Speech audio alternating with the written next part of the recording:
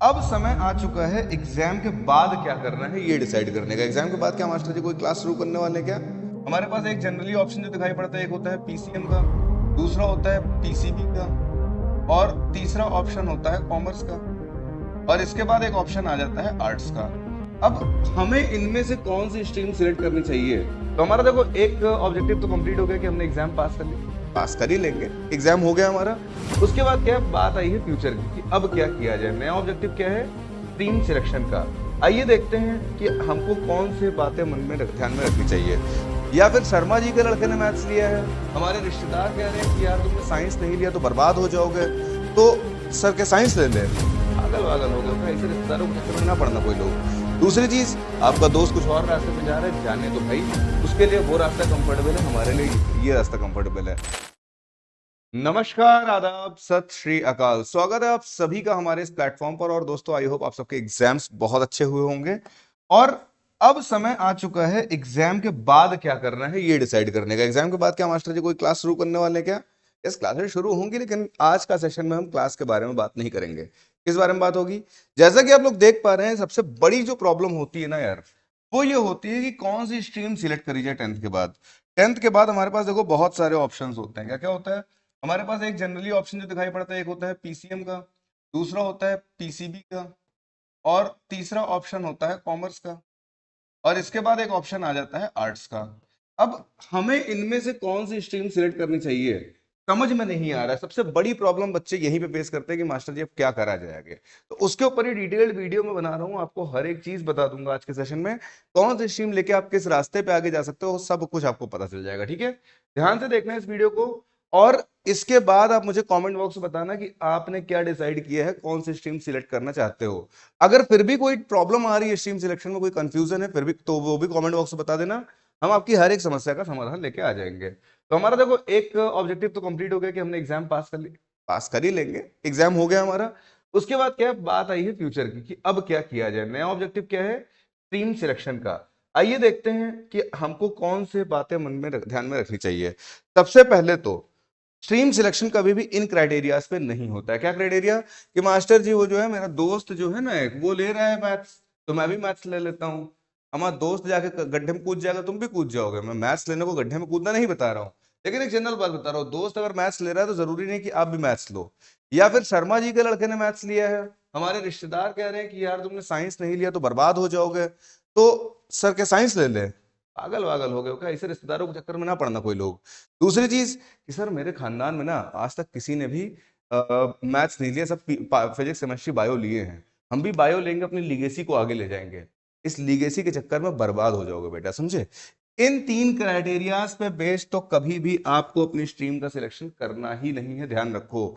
आपका दोस्त कुछ और रास्ते पे जा रहा है, जाने तो भाई, उसके लिए वो रास्ता कंफर्टेबल है, हमारे लिए ये रास्ता कंफर्टेबल है। हमारे आपके बीच में कितना अच्छा रिश्ता बना हुआ था, कितना हम लोग कनेक्टेड थे, कितना अच्छे से बातचीत होती थी। लेकिन समय ऐसा आया कि अब आपको आपके हमारे रास्ते अलग हो जाएंगे। आप किसी और रास्ते पे चले जाओगे, जो ह्यूमैनिटीज ले लेगा उससे शायद मेरा दोबारा अब अगले 2 साल तक तो कोई मुलाकात नहीं होगी। जो मैथ्स ले लेगा उनसे शायद मेरी बातचीत हो जाए, जो बायो ले जाएगा उनसे मेरी बात नहीं होगी, कॉमर्स वालों से बिल्कुल बात नहीं होगी हमारी आने वाले टाइम में। तो प्रॉब्लम पता है क्या है? कि अगर हम अपने रिश्तों को देखेंगे कि हाँ यार प्रियम सर से ही पढ़ना चाह रहे हैं, तो चलो एक काम करते हैं मैथ्स ले लें। सपोज करो तुमने सोचा कि प्रियम सर से ही मुझे पढ़ना है, तो चलो मैथ्स ले लिया जाए। और मैं मैथ्स छोड़ दिया पढ़ाना, तो क्योंकि आप लोग तो मेरा करियर जानते हो, मैंने कितने सारे सब्जेक्ट्स पढ़ा रखे हैं। कल को मेरा मूड बदल दिया, मैं मैथ्स पढ़ाना छोड़ दिया, तो क्या करोगे? तो यार इस सब चक्करों में नहीं पड़ना है कि किसी और के प्रेशर में, किसी और से रिश्तों के चक्कर में कि पता लगा है सर वो जो लड़का है वो मुझे बहुत पसंद है, या सर वो लड़की मुझे बहुत पसंद है, वो साइंस वो मैथ्स ले ले रही है, मैं बायो ले रहा हूँ, अब प्रॉब्लम हो जाएगी, तो मैं भी मैथ्स ले लेता हूँ। भैया करियर है, समझे? ध्यान से डिसीजन लेना है सबको, कोई किसी के प्रेशर में पढ़ के नहीं लेना है डिसीजन। कैसे लेना बताते हैं। सबसे पहले देखो कि आपकी नेचुरल स्किल क्या है, आपका एप्टीट्यूड क्या है। उसके बाद आपका इंटरेस्ट क्या है। दोस्तों हर क्लास में मैं आपसे बताया हूं, अक्सर बताता रहता हूं, यूं ही बेदली में सब दिन गुजर जाएंगे, अगर सिर्फ जिंदा रहे तो हम मर जाएंगे, जॉन एलिया की लाइंस। अगर आपका इंटरेस्ट नहीं है किसी काम को करने में, तो आप परेशान हो जाओगे बेदली से काम कर करके। यार वो जीना जीना किसी लायक नहीं रहता है। इसी तरह से भारत भूषण की लाइंस थी कि यह असंगत जिंदगी के द्वार सौ सौ बार रोई, बाह में है और कोई, चाह में है और कोई। चाहते थे हम कॉमर्स पढ़ना, चाहते थे हम ह्यूमैनिटीज पढ़ना, और साइंस लेकर के बैठ गए, फंस गए, समझे नहीं आ रहा कैसे, कौन सी रिएक्शन कैसे क्या हो रही है। तो ये बात ध्यान रखो दोस्तों कि इंटरेस्ट होना जरूरी है, आपका उसमें एप्टीट्यूड हो, वो चीजें समझ में आए। ऐसा भी नहीं कि हाँ सर मुझे ये मैथ्स में इंटरेस्ट तो है, लेकिन सर सही बताया ना एक क्वेश्चन भी सॉल्व नहीं कर, समझे नहीं आता, कोई कितना भी समझा दे मुझे समझ में ही नहीं आती मैथ्स, तो भाई एप्टीट्यूड नहीं है आपका, इंटरेस्ट भले ही हो एप्टीट्यूड नहीं है। और तीसरी चीज करियर गोल, आप जिंदगी में बनना क्या चाहते हो। हालांकि क्लास 10th 12th में हम पहले से डिसाइडेड रखे कि हाँ हमको हमारा करियर गोल ये होने वाला है, ये थोड़ा मतलब बहुत ही ज्यादा मैं कहूंगा कि गलत बात होगी कि यार अभी से हम नहीं डिसाइड कर सकते हैं। मैं जब 10th में था तो मैंने बहुत सारी चीजें सोच के रखी थी, समय बदला, मेरी प्रेफरेंस बदल गई, मैं इंजीनियर बनना चाहता था, मैंने फिजिक्स केमिस्ट्री मैथ ले ली, मैंने बीटेक किया, बीटेक करने के बाद मैं इंजीनियर बना, मुझे कैंपस प्लेसमेंट मिला, कंपनी जो कैंपस में कंपनीज आई थी सबसे अच्छी कंपनी में प्लेसमेंट मिला, मैंने 2 साल काम किया, मेरा मन भर गया, मैंने कहा "बे यार इसमें तो मजा ही नहीं आ रहा है", मैंने इंजीनियरिंग सेक्टर छोड़ दिया, आज की डेट में टीचर बना बैठा हूँ। तो दोस्तों क्योंकि इसमें मुझे मजा आ रहा था, तो मैंने क्या बताया आपसे कि जिस चीज में आपका काम हो, मैं यही मानता हूं कि रुक्मणी संग जीवन के सभी सुख तो मुकम्मल थे, मगर राधा के बिन केशव भला कैसे रहे होंगे। यार केशव राधा के बिना हमेशा अधूरे रहते हैं। जिस चीज में आपका इंटरेस्ट है, जिस चीज में आपको प्यार है, जिस चीज से, वही काम करो। मुझे टीचिंग से प्यार था, मैंने अपना इंजीनियरिंग सेक्टर छोड़ दिया, बना बनाया करियर पे समझो, मतलब इमेजिन करो एक 22-23 साल का लड़का, पूरा करियर सेट है, बेहतरीन से पैकेज पे अपने क्षेत्र अपनी फील्ड की सबसे बड़ी कंपनी में डिजाइन एंड डेवलपमेंट इंजीनियर की जॉब कर रहा है, एकदम बेहतरीन सी जॉब है, और अचानक से मैं उस बने बनाए करियर पे लात मार के पूरा करियर ट्रांजिशन लेकर टीचिंग सेक्टर में आ जाता हूँ। क्यों? क्योंकि उधर मन नहीं लग रहा था यार मेरा, सब कुछ था मेरे पास, सारे सुख मुकम्मल थे। तो ये बात मैं आपसे कहना चाह रहा हूं कि जो चीज आपको पसंद हो उस वही करना है, ठीक है। करियर गोल डिसाइड कर दो, हालांकि आगे चल के बहुत सारे फेरबदल होंगे, डेस्टिनी हमें कहाँ ले जानी है हमें नहीं पता है, लेकिन फिर भी एक हमारे में माइंडसेट तो होना चाहिए, अच्छा मैं इस रास्ते पे चलना चाह रहा हूँ। तो करियर गोल आपका इन तीनों चीजों को जहां पे इंटरसेक्शन हो रहा हो, वो आपकी परफेक्ट स्ट्रीम होगी। Now the thing is, interest आपका किसमें है आपको पता होगा, एप्टीट्यूड स्किल्स आपको खुद पता होगी, करियर गोल सर कैसे पता चलेगा। तो आइए वो जानने की कोशिश करते हैं कि कैसे कौन से टीम सिलेक्ट करके आप कौन से करियर की तरफ जाओगे। तो देखो दोस्तों, अगर आपके अंदर प्रॉब्लम सॉल्विंग वाला एटीट्यूड है कि आपको एनालिटिक्स करना आता है कि हाँ यार ये ऐसे हो रहा है ये ऐसे हो रहा है, दोनों को मिला देंगे तो कैसा हो जाएगा। अगर आप स्पेस रिसर्च में जाना चाहते हो, अगर आप चाह रहे हो कि यार ये जो है, अगर आप ऐसी चीजें करना चाहते हो कि ये एक टेबल है, इस टेबल पर एक लकड़ी का टुकड़ा रखा हुआ है ये, और यहां पर से एक गन रखी हुई है, इस लकड़ी के टुकड़े को किसी ने इधर से धक्का मारा, इधर से गन किसी ने चलाई, ये लकड़ी का टुकड़ा गया आगे यहां पर आया, ये गन आई यहां आगे इससे टकरा गई, तो सॉरी जो बुलेट निकली इससे टकरा गई, तो इधर से लकड़ी का टुकड़ा किसी स्पेसिफिक स्पीड से आ रहा था, इधर से बुलेट आ रही थी किसी स्पेसिफिक स्पीड से, और दोनों टकराए हैं, तो अब ये किस डायरेक्शन में जाएंगे और कितनी स्पीड से जाएंगे, ये सब करने में अगर मजा आता है ना, तो फिजिक्स आपके लिए बेहतरीन चीज है। और फिजिक्स बिना मैथ्स के पढ़ना बड़ा मुश्किल हो जाता है, क्योंकि फिजिक्स को समझने के लिए मैथमेटिक्स की जरूरत होती है। तो अगर ये सारी चीजें आपको मजा आती हैं, तो फिर आपके लिए PCM is the best option. अगर आपको मजा आता है ये जानने में कि यार मेरे घर में जो एसी लगा हुआ है ये किस तरह से काम करता है, किस तरह से ये हवा को खींच रहा है, किस तरह से ठंडी हवा बाहर फेंक रहा है, कौन से प्रोसेसेस हो रहे हैं, इन सारी चीजों में इंटरेस्ट है आपको, तो यार आपके लिए physics chemistry maths is the best option, ठीक है। इसके अलावा अगर आपको स्पेस टेक्नोलॉजी में इंटरेस्ट है, अगर आप इसरो ज्वाइन करना चाहते हैं, आप चंद्रमा पे जाना चाहते हैं, चंद्रयान पे काम करना चाहते हैं, मंगलयान पे काम करना चाहते हैं, इस तरह के मिशन पे जाना चाह रहे हो, आपके लिए PCM is the best option. अगर आप स्पेस की फील्ड में जाना चाहते हो, पीसीएम के अलावा कुछ और मत लेना, this is the best option. क्यों? क्योंकि स्पेस रिसर्च में आपका फिजिक्स और मैथमेटिक्स इन दोनों का ही मेन रोल है, सबसे ज्यादा रोल इन दोनों का ही है। समझ में आई बात? क्लियर है? एक सजेशन मैं अपने स्टूडेंट्स को हमेशा देता हूं कि भाई समय बदल रहा है, सारी चीज टेक्नोलॉजी से रिलेटेड है, कोई लोग भी कंप्यूटर्स को मत छोड़ना। मतलब फिजिकल एजुकेशन और कंप्यूटर दोनों ही बहुत अच्छी चॉइस है, बहुत ही अच्छी चीज है। अगर आप आगे जाकर के फिजिकल एजुकेशन की फील्ड में अपना इंटरेस्ट देखते हो, अगर सपोज करो कि आप कोई स्पोर्ट्स पसंद है, आप गेम खेल रहे हो कोई, और आप उसी में अपने करियर को बनाना चाहते हो, तो आप इसी को पीसीएम को लेकर के साथ में फिजिकल एजुकेशन ले लो, आगे जाके उसमें आप अच्छे से काम कर सकते हो फिजिकल एजुकेशन, क्योंकि आपके पास इंटर में एक सब्जेक्ट था। लेकिन अगर आपका ऐसा कोई खास स्पोर्ट्स में इंटरेस्ट नहीं है, उसमें कोई करियर नहीं देख रहे हो, तो भाई मेरा सजेशन, एक पर्सनल सजेशन, जो मेरी एक बात तुमको माननी ही माननी है, मान के रखो, कंप्यूटर जरूर लेना है, हर किसी को लेना है। समझ में आती हो तो लेना, ना आती हो तो भाई कहीं से समझो, लेकिन कंप्यूटर जरूर लो। क्यों? उसके बहुत सारे बेनिफिट्स हैं, मैं आपको भी आगे बताऊंगा। क्लियर है बात? तो आपको यह समझ में आ गया है। इसके बाद देखो दूसरी चीज क्या है, बायो किसको लेनी चाहिए? अगर आप डॉक्टर बनना चाहते हो तो सिंपल सी अच्छा ये पीसीएम से आप कहाँ कहाँ जा सकते हो? देखो पहली चीज तो आप बीटेक कर सकते हो, इंजीनियरिंग कर सकते हो, और इंजीनियरिंग करने के बाद आपके पास स्पेस टेक्नोलॉजी वगैरह के रास्ते खुल जाएंगे सारे।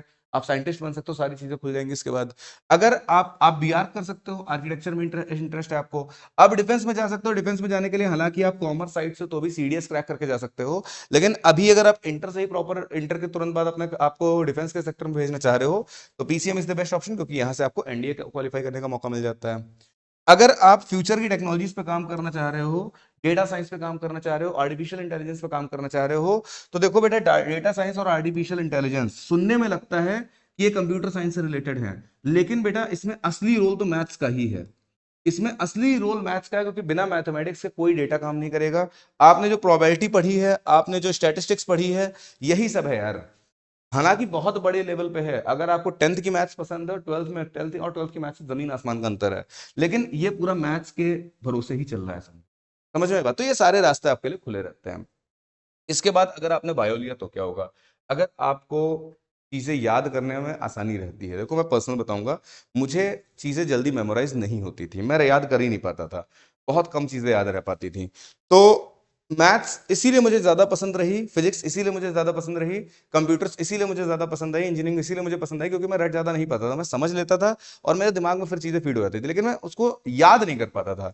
यहाँ पे आपको काफी चीजें याद करनी पड़ी। तो अगर याद करने वाला पोर्शन आपका स्ट्रांग है, पहली चीज। दूसरी चीज, आप डॉक्टर वाली फील्ड में जाना चाह रहे हो, या जरूरी नहीं, देखो हर किसी का फाइनेंशियल बैकग्राउंड अपना अलग अलग होता है, लेकिन आप क्या कर सकते हो कि अगर आपने बायो लिया है तो बायो के बाद देखो, एक तो आपके पास होता है कि वही डॉक्टर वाला रास्ता, अपना एमबीबीएस वगैरह कर लो। दूसरा एक रास्ता रहता है कि आप कर लो बी फार्मा।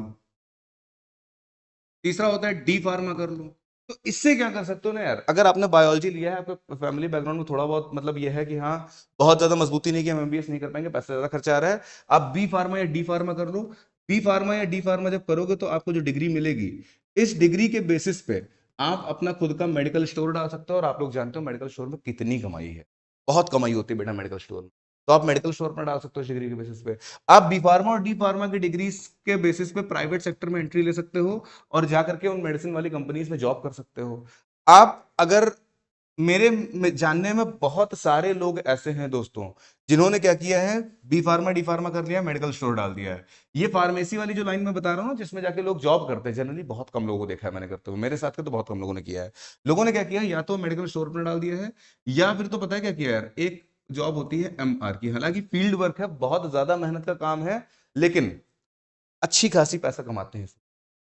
मेरे साथ का लड़का था यार, दोस्त था, और उसकी सीन ये था कि यार फैमिली बैकग्राउंड फाइनेंशियली बहुत ज़्यादा वीक था, और इतना ज़्यादा वीक था कि यार उसने हमेशा ही अपना इंटर तक का सरकारी स्कूल में पढ़ाई करी है, और इंटर के बाद जो है उसके पास कोई मतलब ऑप्शन था नहीं खास डिग्री करने का फैमिली से, क्योंकि फाइनेंशियली भी स्ट्रांग नहीं था बहुत ज़्यादा। तो उसने क्या किया यार, एमआर की जॉब इंटर के बाद ही कर ली थी। बहुत 2,000 रुपए से स्टार्ट हुआ था, मतलब समझो 2,000 रुपए कमाता था खाली वो। और आज की डेट में वो क्या कर रहा है, इसी फील्ड में है, अपना खुद का गाड़ी घर बंगला सब कुछ उसने खुद से मेंटेन करके रखा हुआ, बहन की शादी भी किया, सारी चीजें मेंटेन की। तो यार ऐसा नहीं है कि इसमें मतलब ठीक है, सुनने में बहुत ज्यादा लोग उसको नहीं समझते हैं कि यार है, लेकिन यार अगर फाइनेंशियली बैकग्राउंड हमारा बहुत ज्यादा स्ट्रांग नहीं है तो मैं सजेस्ट करूंगा कि आप एमआर करके ठीक ठाक एक रेपुटेड लाइफ जी सकते हो। तो इस तरह के बहुत सारे ऑप्शंस खुल जाते हैं आपके पास जब आप बी फार्मा या डी फार्मा कर रहे हो, ठीक है।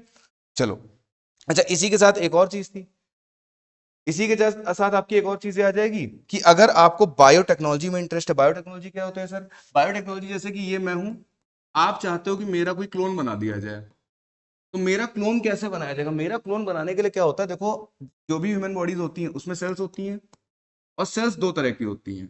सेल की स्पेलिंग गलत हो गई, सेल्स होती है दो तरह की, एक हमारी नॉर्मल सेल्स होती है, एक होती है हमारी सोमैटिक सेल्स। सोमैटिक सेल्स के अंदर इतनी ताकत होती है कि ह्यूमन बॉडी को रीजनरेट कर सकती हैं। समझो समझो बात को, जैसे कि आपकी खाल कट गई, कभी यहाँ पे कोई कट लग गया तो आपकी सेल्स खत्म हो गई यहाँ की। जो सेल्स खत्म हो गई हैं तो वापस से खाल कहाँ से आ जा रही है? तो जो सोमैटिक सेल्स होती हैं इनके अंदर इतनी ताकत होती है कि इस चीज को रीजनरेट कर देती हैं। इन सोमैटिक सेल्स की हेल्प से किसी भी ह्यूमन बॉडी को दोबारा से रीजनरेट किया जा सकता है। इसी चीज को क्या कहते हैं? इसी चीज को कहते हैं क्लोनिंग। मतलब एग्जैक्टली मेरे जैसा एक इंसान बनाया जा सकता है, लेकिन जैसा हमने मूवीज में देखा कि क्लोन बना दिया किसी का तो मेरी हाइट मेरे वेट का हो गया, नहीं।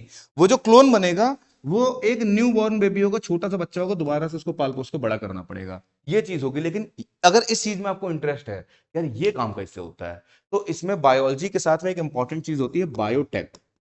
बायोटेक, टेक का मतलब टेक्नोलॉजी, बायो का मतलब बायोलॉजी। तो बायोलॉजी से रिलेटेड जो टेक्नोलॉजी है यार वो करने में बहुत मजा आता है। मतलब मैं तो मैथ्स बैकग्राउंड का हूं तो मुझे ज्यादा मिल नहीं पाया मौका, लेकिन फिर भी मैंने सोचा ये तो तुमको हल्का फुल्का बताया है, मैंने इसके ऊपर बहुत कुछ पढ़ के रखा हुआ खुद से, आउट ऑफ इंटरेस्ट मैंने पढ़ के रखा है, क्योंकि मुझे बहुत मजा आता है सब पढ़ने में, किस तरह से क्लोनिंग हो जा रही है। आपको पता है यार ये क्लोनिंग का प्रोसेस ऐसा नहीं कि खाली किताबों में हो, इसको किया गया है बकायदा हमारे देश में। मुझे गाय और भैंस का नाम नहीं याद आ रहा है, एक गाय है एक भैंस है, भैंस और गाय, इनकी बकायदा क्या की गई है, इनकी बकायदा क्लोनिंग करके इनके नए ऑफस्प्रिंग्स को डेवलप किया गया है, एकदम एग्जैक्टली सेम निकल कर सेम आया और सक्सेसफुल रहा है। इसी तरह से क्या होता है, किसी का हार्ट खराब है, हार्ट सही से काम नहीं कर रहा है, तो सोमैटिक सेल्स की हेल्प से हम लोग हार्ट को भी रीजनरेट कर सकते हैं। मतलब एक ऐसा हार्ट जो मेरे इस हार्ट को हटा के दूसरा लगा देंगे काम कर जाएगा, उसको रीजनरेट किया जा सकता है। इस सब में अगर आपको काम मजा आता है तो फिर आप लोग बायो, और मजा ना भी आता हो ना, मेरा सजेशन है बायो के साथ में जो फिजिक्स केमिस्ट्री बायोलॉजी ले रहे हो वो लोग बायोटेक्नोलॉजी जरूर ले लें, ठीक है। क्यों? क्योंकि इसके बाद आप बायोलॉजी करने के बाद भी आप बायोटेक इंजीनियरिंग कर सकते हैं। इंजीनियरिंग जनरली मैथ्स मैथ्स वाले करते हैं, लेकिन आप बायो लेके भी अगर इंजीनियरिंग करना चाहते हो तो बायोटेक्नोलॉजी जरूर ऐड कर लेना। यहाँ पे लिख देते हैं ऑप्शनल काट करके बायोटेक। और अगर इनकेस बायोटेक्नोलॉजी नहीं है तो फिर मैंने आपसे बताया कंप्यूटर, इन दोनों में से ही कोई सब्जेक्ट लेना साथ में, ठीक है। I hope it's clear to everyone. तो ये चीज सबको क्लियर हो गई है, फिजिक्स केमिस्ट्री बायो में कैसे लेना है ये समझ में आ गया है। बायो करके आपके पास क्या रास्ते खुलते हैं, आप एमबीबीएस कर सकते हो, आप फार्मेसी लाइन में जा सकते हो, रिसर्च कर सकते हो, बायोटेक की जो मैंने आपसे बात करी जेनेटिक इंजीनियरिंग वगैरह पे काम कर सकते हो आप। एग्रीकल्चर के फील्ड में बहुत सारे डेवलपमेंट्स कर सकते हो, और ये हल्की फुल्की फील्ड नहीं है यार, ये भी बहुत ज्यादा स्कोप है इस एग्रीकल्चर की फील्ड में भी, ठीक है। तो आई होप ये चीज आपको समझ में आ गई है। अब ये चीज समझ में आ गई तो अब बारी आई कॉमर्स की, सर कॉमर्स किसको लेना चाहिए। देखो कॉमर्स जनरली मैं उन बच्चों से लेने के लिए कह देता हूं, जनरली इसका मतलब ये नहीं कि वो बच्चे वीक हैं, जनरली उन बच्चों से कहने लेने के लिए कह देता हूँ जिन्होंने क्या किया 10th तक बहुत ज्यादा पढ़ाई में मन नहीं लगाया है। तो उनका क्या हुआ है कि पुराने जो कॉन्सेप्ट्स हैं फिजिक्स के, केमिस्ट्री के, मैथ्स के, बायोलॉजी के, ये बहुत ज्यादा स्ट्रांग नहीं है। उन्होंने क्यों? क्योंकि उन पे काम नहीं किया है। अब जब 11th 12th में आओगे, समझो बात को बेटा, क्या हो रहा है कि जो आपने 9th और 10th क्लास में पढ़ा है, जो 9th में पढ़ा है उसको बहुत ज्यादा बड़ा करके आपको 11th में पढ़ाया जाएगा, और उसमें बहुत सारी चीजें ऐड भी होंगी। जो आपने 10th में पढ़ा है उसको बहुत ज्यादा बड़ा करके आपको 12th में पढ़ाया जाएगा, और उसमें बहुत सारी नई चीजें ऐड भी होंगी। इसका एक मतलब ये भी हुआ कि यार अगर आपको 10th और 11th 12th में फिजिक्स केमिस्ट्री बायो मैथ्स सब पढ़ रहे हो, तो 9th और 10th में जो आपने फाउंडेशन बना है उसका यहाँ पे रोल रहेगा, उसकी यहाँ पे जरूरत पड़ने वाली है। अगर आपका फाउंडेशन स्ट्रांग नहीं है, अगर आपने इन 2 सालों में पढ़ाई ठीक से नहीं करी है, मक्कारी कर दी है, मक्कारी कर दो, किसी रीजन की वजह से आप पढ़ाई नहीं कर पाए हो, तो यार क्या करो, आप कॉमर्स ले लो। कॉमर्स लेने से क्या फायदा होता है? कॉमर्स लेने से फायदा यह है कि एक नई शुरुआत है, इससे पहले का आपको कुछ नहीं मिलेगा। अगेन बहुत लोग ऐसा सोच लेते हैं कि कॉमर्स वीक स्टूडेंट्स ले रहे हैं, वीक स्टूडेंट्स नहीं लेना है। जरूरी नहीं है कि जो कॉमर्स ले रहा हो वीक स्टूडेंट ही हो, कॉमर्स लेने वाले एक से एक लोग होते हैं यार, मैं आपको भी बताऊंगा, एग्जांपल दूंगा। कॉमर्स लेने का मतलब ये हो जाएगा दोस्तों कि आपको इससे पहले जितना कुछ पढ़ के रखा है, 9th में 10th में जितना पढ़ा है, 7th 8th में पढ़ा है, फिजिक्स केमिस्ट्री बर्नौलीज प्रिंसिपल और दुनिया भर के जितनी सारी तीन तूफान पढ़ा है आज तक आपने, इस सबसे कोई मतलब नहीं रह जाएगा। एक नई शुरुआत होगी, एक नई शुरुआत। तो आसान ये हो जाएगा कि पीछे का कुछ बैगेज आपके सर पे नहीं रहेगा, आप एक नई शुरुआत देकर अपने करियर को बहुत अच्छे डायरेक्शन दे सकते हो। नाउ द थिंग इज कि सर लेकिन जनरली देखा कॉमर्स वीक स्टूडेंट्स लेते हैं, यार वीक स्टूडेंट्स नहीं लेते हैं। होता क्या है कि यार जिन लोगों ने यहां पर नहीं पढ़ाई करी है वो कहीं ना कहीं फाउंडेशन लेवल पे वीक रह गए। अब जो वीक ले गए रह गए हैं उनके लिए कॉमर्स एक अच्छा ऑप्शन है, तो वो लोग ऑप्शन ले लेते हैं, ये कॉमर्स को ऑप्ट कर लेते हैं। इसलिए सबको लगता है कि कॉमर्स वीक स्टूडेंट करते हैं, लेकिन बेटा कॉमर्स में जो एग्जाम्स होते हैं, कॉमर्स जो अपने आप में सब्जेक्ट है ना, वीक स्टूडेंट्स के लिए नहीं है। अगर आप कॉमर्स इसलिए लेना चाहते, देखो दो चीजें अलग अलग हैं। एक चीज ये है कि 9th 10th में मैं पढ़ाई नहीं कर पाया सही से, और एक चीज है कि कोई सच में बहुत ज्यादा वीक है। तो दोस्तों दोनों अलग अलग बात है। जो वीक है वो चाहे दुनिया की जो सब्जेक्ट ले ले, अगर वो इस माइंडसेट से बाहर नहीं आएगा कि मैं वीक हूं, तो वो जिंदगी भर वीक रहेगा। अगर आपका, ठीक है, 9th 10th में पढ़ाई नहीं कर पाता, कोई बात नहीं, हम यहां से अपने अपने करियर को नई शुरुआत देंगे, और नई शुरुआत के बाद अलग चमकेंगे जाकर के। तो आप कॉमर्स ले लो, बहुत अच्छा ऑप्शन है। समझ में आई बात? Again, commerce does not mean weakness. अगर आपको साइंस वाला कोई कह रहा है ना कि कॉमर्स वीक स्टूडेंट्स लेते हैं, तो बेटा एक बार वो साइंस के स्टूडेंट से कह देना कि ये जो सीए का एग्जाम है, ये क्रैक करके दिखा दो, क्रैक करके दिखा दो सीए के एग्जाम को। सीए का एग्जाम सबसे टफेस्ट एग्जाम्स में, जिस तरह से हम लोग क्या करते हैं, आईआईटी को मानते हैं, आईआईटी के लिए एग्जाम्स होते हैं, जिस तरह से हमारे पास नीट का एग्जाम होता है, उसी लेवल का एग्जाम आपका सीए का भी है। लोगों को 10-10 साल लग जाता है सीए क्लियर करने में। तो दोस्तों हल्का फुल्का स्ट्रीम नहीं है कॉमर्स भी, बस उसको, आपको मैंने बताया ना कि अगर आपका फाउंडेशन थोड़ा स्ट्रांग नहीं था तो कॉमर्स ले लेना। अच्छा, कुछ बच्चे ऐसे होते हैं जिनको मैथ से डर लगता है, कहते सर मुझे मैथ समझ में नहीं आती, मैथ से मुझे डर लगता है, इसलिए मैं सोच रहा हूँ कॉमर्स ले लूं। गलती से भी ना लेना। कॉमर्स भी पूरी, जैसे फिजिक्स है बिना मैथ्स के नहीं चल पाती है, कॉमर्स भी बिना मैथ्स के नहीं चल पाएगी यार। क्यों? पूरी अकाउंट्स वगैरह जो उसमें पूरी कॉमर्स पे बेस्ड है वो। तो इस चक्कर में ना पड़ना कि सर क्योंकि मेरी मैथ्स वीक है तो मैं कॉमर्स ले रहा हूँ, नहीं तो फिर क्या होगा कि कॉमर्स को आप एंजॉय नहीं कर पाओगे। कॉमर्स का जो रियल इसेंस है, जिसको पढ़ने में मजा आता है, वो बिना मैथ्स के आपको नहीं आएगा। तो अगर आपकी मैथ्स वीक है तो इसलिए आप कॉमर्स लेना चाह रहे हो, it is not at all a good choice. समझ में आई बात?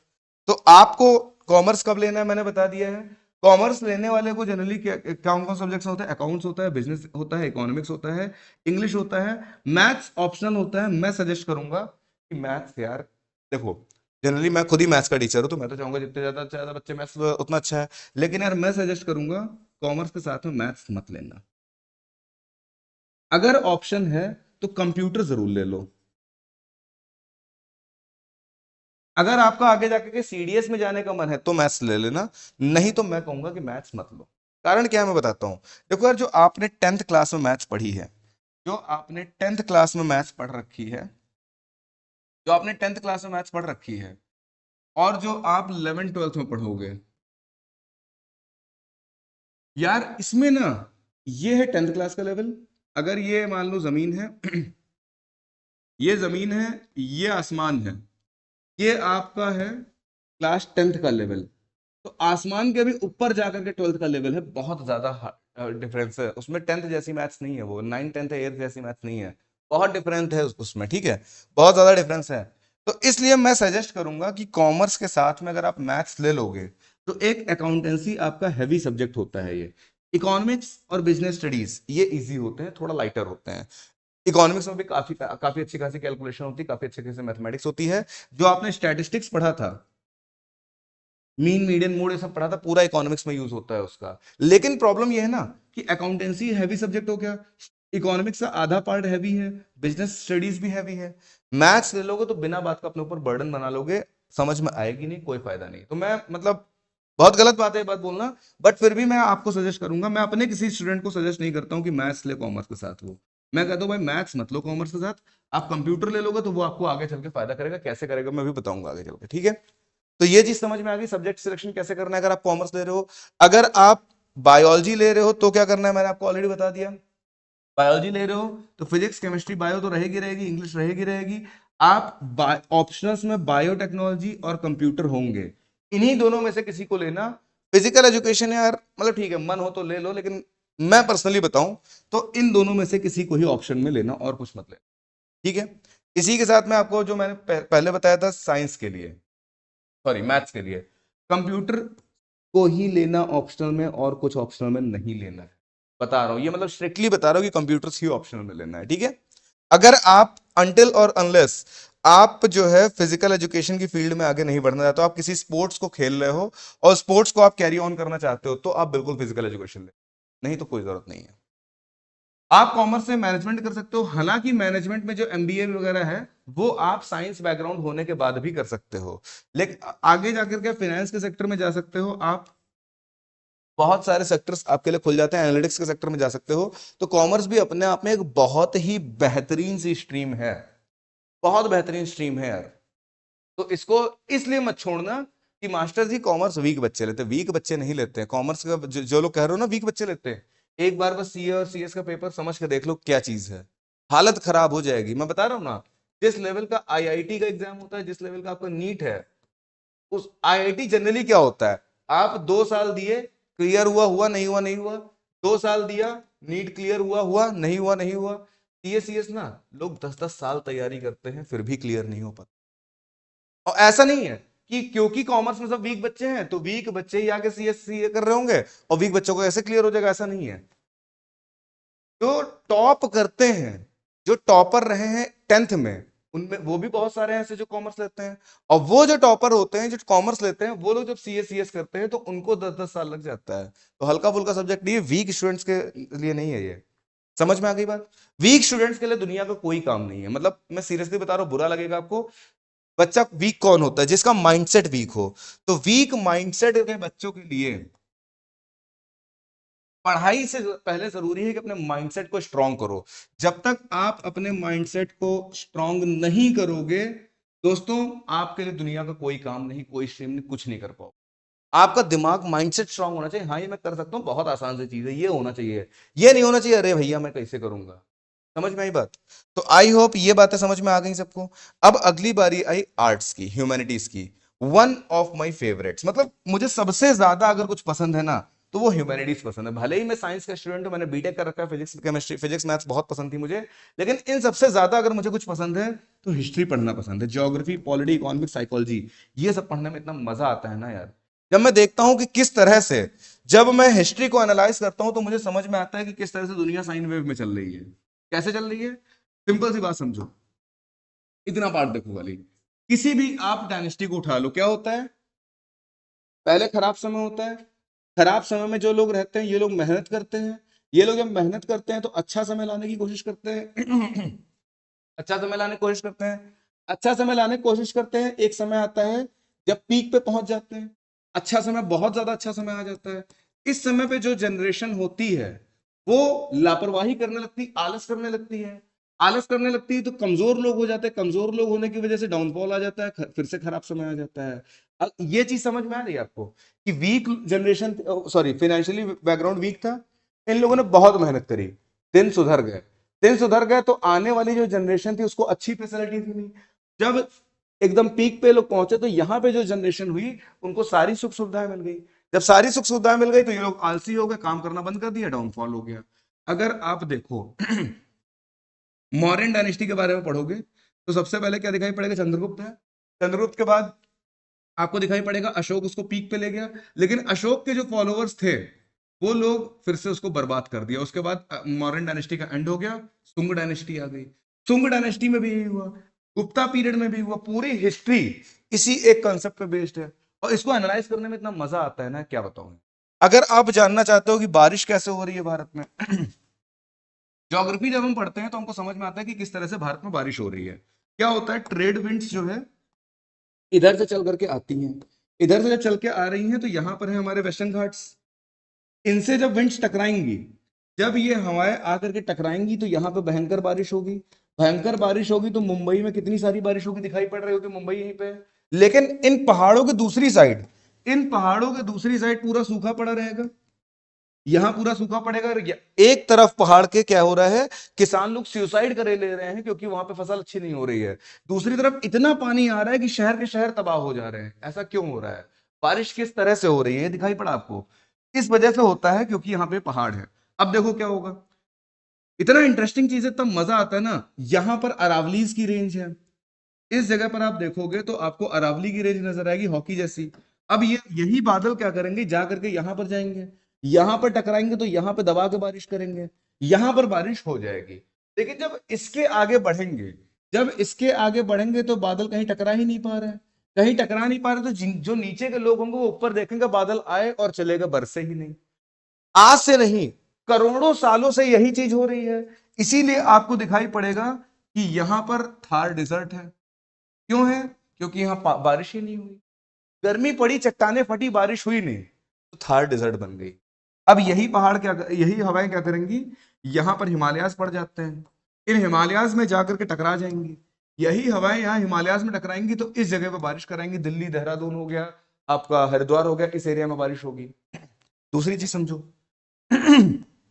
ये वाली जो ट्रेड विंड्स ऐसे जा रही थी, इधर से भी तो जा रही होंगी। जब इधर से जाएंगी तो अंडमान निकोबार में बारिश होगी। आगे जाएंगी तो दोस्तों यहां पर पड़ता है आपका मेघालय।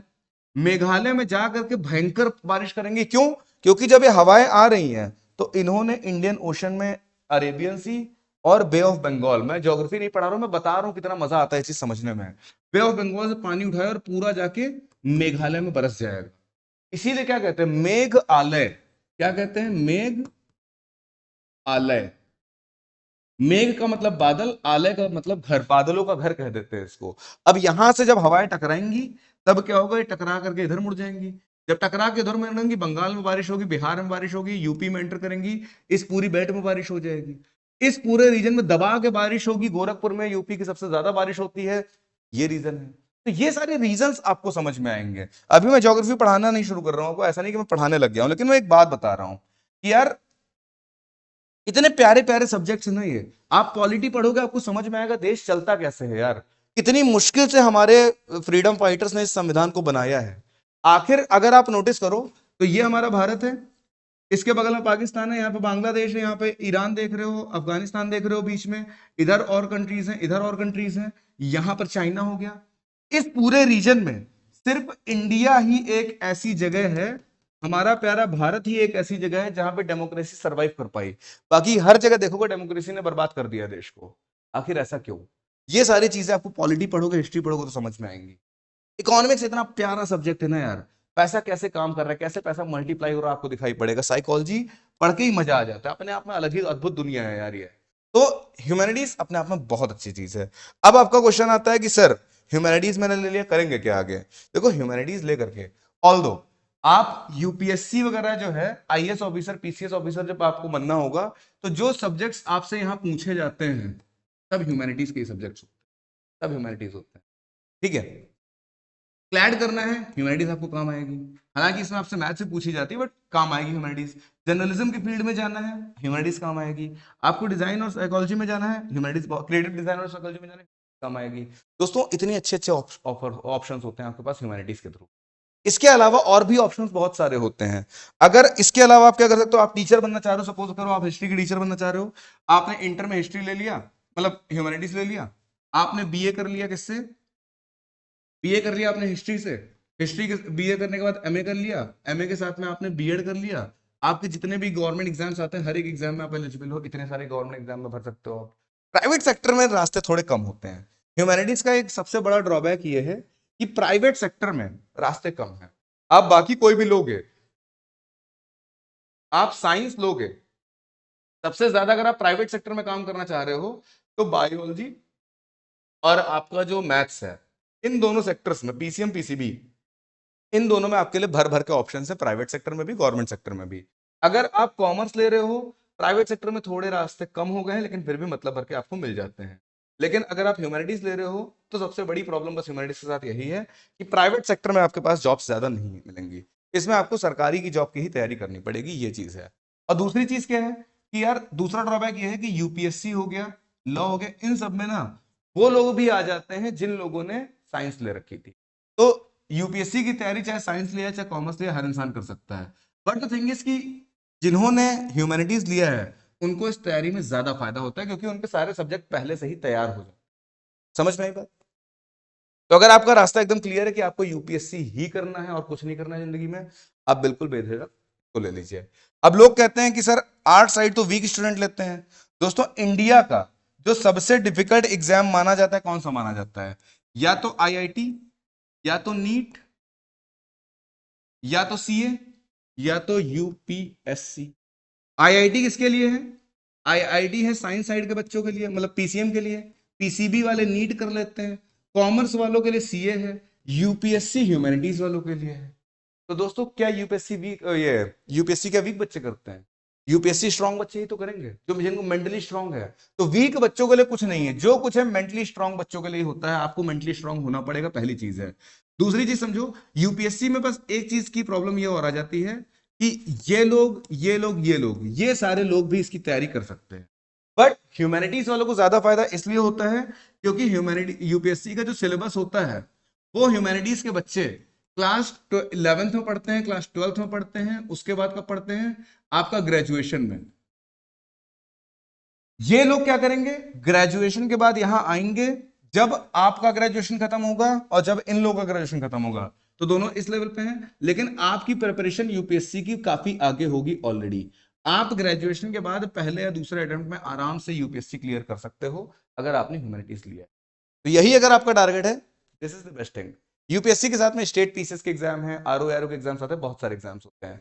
बट ह्यूमैनिटीज का सबसे बड़ा ड्रॉबैक यही है कि यार इसमें प्राइवेट सेक्टर में जॉब नहीं है ज्यादा। प्राइवेट सेक्टर में इसमें जॉब नहीं है। प्राइवेट सेक्टर में है जॉब्स, किस तरह की हैं कि आपने ह्यूमैनिटीज किया, अच्छा इस सब्जेक्ट में स्ट्रांग है, स्ट्रांग कमांड है, आपकी कम्युनिकेशन अच्छी है, आप पढ़ा अच्छा लेते हो, आप जाइए पढ़ाइए जा करके। लाखों में पैकेजेस में है लोगों के, लाखों मतलब, लाखों का मतलब यह है कि 2-2 3-3 लाख रुपए लोग महीने का कमा रहे हैं प्राइवेट सेक्टर में भी। लेकिन बस एक टीचिंग का ही मेन ऑप्शन बचता है, और भी ऑप्शंस हैं, लेकिन टीचिंग के ऑप्शन में दबा के पैसा है। बाकी प्राइवेट सेक्टर में ह्यूमैनिटीज लेकर के ज्यादा पैसा आपको नहीं मिलेगा, बस एक टीचिंग सेक्टर में मिलेगा। जितने भी आप देखोगे ना, हमारे पीडब्ल्यू के प्लेटफॉर्म पे जाके देखिए, जितने भी लोग आपको पढ़ा रहे हैं यूपीएससी के लिए, सारे टीचर्स में ज्यादातर टीचर्स जो होंगे वो ह्यूमैनिटीज बैकग्राउंड के ही होंगे। और इन सभी टीचर्स का पैकेज जो है, जो इनके साथ में जो लोग साइंस लिए थे, उनसे ज्यादा पैसा ये लोग कमा रहे हैं, कहीं ज्यादा पैसा कमा रहे हैं, हल्का फुल्का नहीं, कहीं ज्यादा। साइंस जो इनके साथ के लोगों ने लिया होगा, शायद वो कमा रहा होगा महीने का 1 लाख, और ये लोग 2-2 3-3 लाख रुपया कमा रहे हैं। तो ये डिफरेंस आ जाता है। बस प्रॉब्लम ये है कि प्राइवेट सेक्टर में बहुत लिमिटेड स्कोप है, एक यही स्कोप मुझे दिखता है जो बहुत अच्छा है। इसके अलावा प्राइवेट जॉब जितनी भी है ह्यूमैनिटीज लेके, उसमें बहुत ज्यादा पैसा आपको नहीं मिलेगा। सरकारी में बहुत कुछ है, ठीक है। तो पीपल, इसके बाद एक चीज और आती है, सर कैसा होगा अगर मैं पीसीएमबी ले लूं। पीसीएमबी क्या है, फिजिक्स केमिस्ट्री मैथ्स और बायोलॉजी सब ले लूं, तो बहुत अच्छा रहेगा। क्या अच्छा रहेगा, अच्छा ये रहेगा कि आप इससे जेई की भी तैयारी कर लोगे, नीट की भी तैयारी कर लोगे। लेकिन दोस्तों ये वैसा ही हो जाएगा कि 2 नावों पे पैर रखो, बहुत ज्यादा मेहनत होगी। देखो, फायदा ये है कि जेई और नीट दोनों में ही क्या होगा, फिजिक्स केमिस्ट्री ये दोनों पूछा जाएगा। जेई वालों को मैथ्स एक्स्ट्रा पढ़ना होता है, नीट वालों को बायोलॉजी एक्स्ट्रा पढ़ना होता है। अगर आप इतनी मेहनत कर पाओ कि मैथ्स और बायोलॉजी दोनों को ही हैंडल कर लो, तो आप जेई और नीट दोनों की तैयारी कर सकते। लेकिन अगेन, मैं कभी भी पर्सनली ये चीज रिकमेंड नहीं करता हूं, किसी को भी रिकमेंड नहीं करता हूं। क्यों, बहुत ज्यादा मेहनत हो जाती है यार इसमें, बहुत ज्यादा जी तोड़ मेहनत करनी पड़ जाती है, बहुत ज्यादा मेहनत होती है, मतलब लिटरली बहुत मेहनत होती है। एक चीज कर सकते हो आप, आपने फिजिक्स केमिस्ट्री मैथ्स बायो ले लिया, बायोलॉजी को आप ऐसे सब्जेक्ट छोड़ दो खाली एग्जाम पास करने के लिए, खाली एग्जाम पास करने के लिए सब्जेक्ट ले लिया आपने, और आपने इसमें से आगे जाके बी फार्मा डाल दिया, वो एक अच्छा ऑप्शन है। तो आप क्या करोगे, आपके पास एक रास्ता खुल जाएगा कि आप मेडिकल स्टोर घर का खुद का डाल सकते हो। मैथ्स लेकर के आप अपना इंजीनियरिंग सेक्टर में आगे बढ़ सकते हो। तो आज की डेट में मल्टीपल डिग्रीज करना अलाउड हो गया है, तो आप एक काम कर सकते हो कि आपने पीसीएम लिया, पीसीएम से आप इंजीनियरिंग करने लग जाओ, और आप डिस्टेंस से डाल दो ये बी फार्मा, डिस्टेंस से बी फार्मा डाल दो, और आपका जब जब तक इंजीनियरिंग कंप्लीट हो तब तक आपकी मेडिकल स्टोर की डिग्री भी कंप्लीट हो गई है, सॉरी बी फार्मा की डिग्री भी कंप्लीट हो गई है। आप इंजीनियरिंग से प्राइवेट सेक्टर में जॉब कर सकते हो। अगर आपका बाहर जाने का मन नहीं है, तो फिर आप जो है खुद का मेडिकल स्टोर डाल के अपना काम चला सकते हो। तो ये एक ऑप्शन हो सकता है, बट फिर भी I don't prefer this one. मैं कभी भी किसी को ये चीज सजेस्ट नहीं करता हूँ। एक चीज में जो मैं सबको कहता हूं, इररिस्पेक्टिव ऑफ देयर ब्रांचेस, कोशिश करो कंप्यूटर जरूर हो। बायो वाले अगर कंप्यूटर नहीं ले रहे हैं तो बायोटेक जरूर ले लें, समझ में आई बात। मैथ्स वाले या कॉमर्स वाले कंप्यूटर जरूर लो। क्यों, क्योंकि यार कंप्यूटर का फायदा यह है कि आपके लिए आईटी सेक्टर का रास्ता खुल जाता है।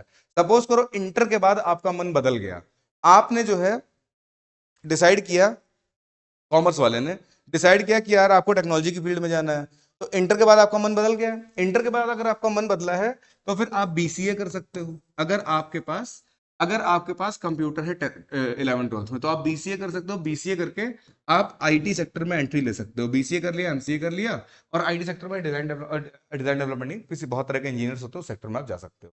तो इसलिए कंप्यूटर जरूर रखना। दूसरी चीज है, दुनिया टेक्नोलॉजी पे ही चलेगी दोस्तों। जितना ज्यादा अपने आप को स्किल्स में अपग्रेड करोगे, उतना ज्यादा आपके नौकरी लगने के और अच्छा फ्यूचर होने के चांसेस हैं। स्किल्स में आप पीछे रह गए तो आपका फ्यूचर लगभग बर्बाद है, मैं बता रहा हूं। कंप्यूटर एक ऐसा तरीका है, कंप्यूटर अगर आपको आता है, 11th-12th में आपने अच्छे से कंप्यूटर पढ़ा है, तो उसमें आपको खाली पढ़ना नहीं है, इसको डेवलप करना है अपने अंदर। ये सारी स्किल्स आती हैं तो आप बहुत कुछ नहीं करोगे ना, तो भी एक साइबर कैफे खोल के बैठ सकते। मतलब मैं वर्स्ट केस बता रहा हूँ यार, हल्का फुल्का कमाई नहीं होती साइबर कैफे वालों की, बहुत कमाई होती है। मैं एक वर्स्ट केस बता रहा हूँ, कंप्यूटर आपको आता है तो आप कोई ना कोई छोटी मोटी जॉब कंप्यूटर के बेस पे ही कर सकते हो। मैं उस केस के लिए बता रहा हूँ जब आपके पास कुछ भी नहीं बचेगा तो भी आपके पास एक बैकबोन की तरह काम कर जाएगा। समझ में आई बात? तो कंप्यूटर हर किसी को लेना है, बाकी कौन सा सब्जेक्ट कैसे लेना है मैंने बता दिया है ऑलरेडी। आई होप ये चीज सबको समझ में, ठीक है। ह्यूमैनिटीज वालों के लिए जो बॉस होता है यूपीएससी होता है, कॉमर्स वालों के लिए सीए फाउंडेशन, पीसीबी वालों के लिए नीट हो गया, पीसीएम वालों के लिए जेई। ये सारे ही अपने आप में बहुत ज्यादा इंडिया के सबसे ज्यादा डिफिकल्ट एग्जाम्स में से सारे हैं। समझ में आ रही है बात? तो कोई लोग भी ये ना सोचना कि ह्यूमैनिटीज वाले बच्चे वीक होते हैं, क्यों?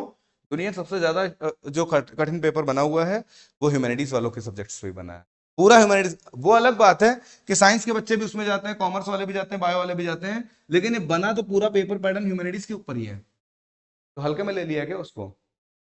समझ में आई बात? तो पीपल आई होप ये सारी बातें आपको क्लियर हैं। इसके बाद आपको ये समझ में आ गया होगा कि आप लोग कौन सी स्ट्रीम ले रहे हो।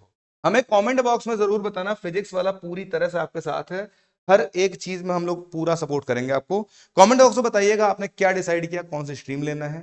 अगर कोई कंफ्यूजन रहेगी तो हमको बताइएगा, हम आपके हर एक समस्या का पूरा समाधान करेंगे। चलिए दोस्तों, तो इसी के साथ अपने इस सेशन को एंड करते हैं। हम लोग जल्दी ही किसी ने सेशन में मिलेंगे, किसी ने टॉपिक के साथ। जो भी समस्या हो कमेंट बॉक्स खुला है, बताइएगा, हम एक सेपरेट वीडियो आपके लिए बना देंगे।